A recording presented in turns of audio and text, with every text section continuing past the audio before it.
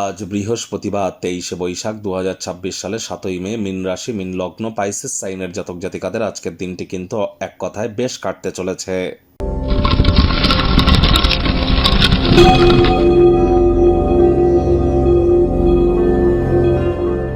ভিডিওটির শুরুতে স্ক্রিনে আপনারা দেখতে পাচ্ছেন বৃহস্পতির বীজ মন্ত্র ওম গ্রাং গ্রিং গ্রং স গুরাবে নামা। সকাল দুপুর সন্ধ্যা 3 বেলায় বৃহস্পতির এই বীজ মন্ত্র আপনারা 108 বার করে জপ করুন। এটি আপনাদেরকে বহুলাংশ উপকৃত করবে।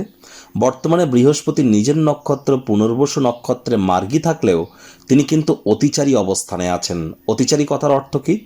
বৃহস্পতি একটি রাশি থেকে আরেকটি রাশিতে গোচর করতে, ট্রানজিট করতে তিনি 1 বছর টাইম নেন। এখন তিনি কিন্তু বছরে 3-4 বার একটি রাশি পরিবর্তন করছেন। তার মানে কি বৃহস্পতির গতি অনেক ফাস্ট হয়ে গিয়েছে, তিনি 5th গিয়ার দাবিয়ে দিয়েছেন। অতিরিক্ত স্পিডে তিনি নিজস্ব অরবিট বা কক্ষপথে পরিভ্রমণ করছেন, যার কারণে কিন্তু বৃহস্পতি অতিচারী হয়েছেন। আর এর প্রভাব সমাজ থেকে শুরু করে, ব্যক্তি থেকে শুরু করে, পরিবার থেকে শুরু করে, জিও পলিটিক্যাল সিনারিও থেকে শুরু করে অর্থনৈতিক জগৎ, সকল ক্ষেত্রেই আমরা পরিলক্ষিত করছি। পরিস্থিতি কিন্তু আরও ভয়াবহ হতে চলেছে। 2032 সাল পর্যন্ত 7.5 বছর অতিচারী তিনি থাকবেন।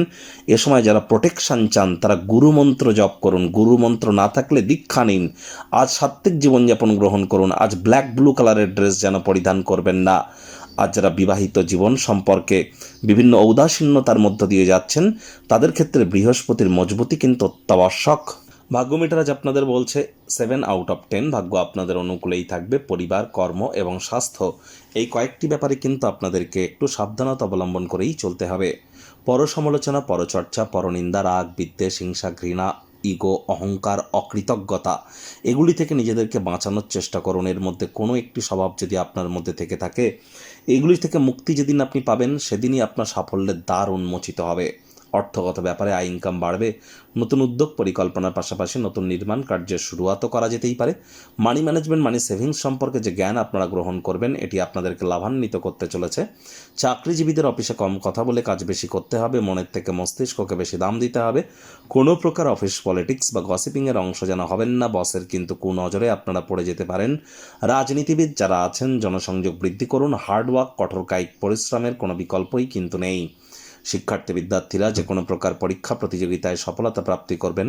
উচ্চশিক্ষার জন্য যারা বিদেশ যাত্রার কথা ভাবছিলেন ভাগ্যদেবীও আজ আপনাদের পক্ষেই আছেন। সন্তান সন্ততি থেকে থাকলে তারাও তাদের কৃতিত্বের দ্বারা আপনাদেরকে গর্বিত অনুভব করাবে। হাউস ওয়াইফদের জন্য দিনটি এক প্রকার বেশ।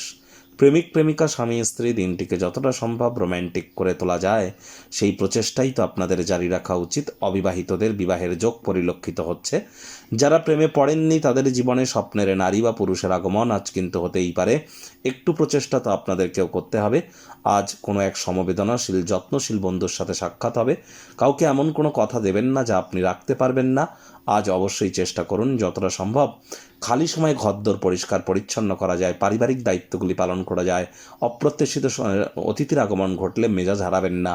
অতিথি দেব ভবই ভেবে তাদের সেবা করুন। শত্রুপক্ষ, বিরোধী পক্ষ একটু হলেও শক্তিশালী কিন্তু থাকছে।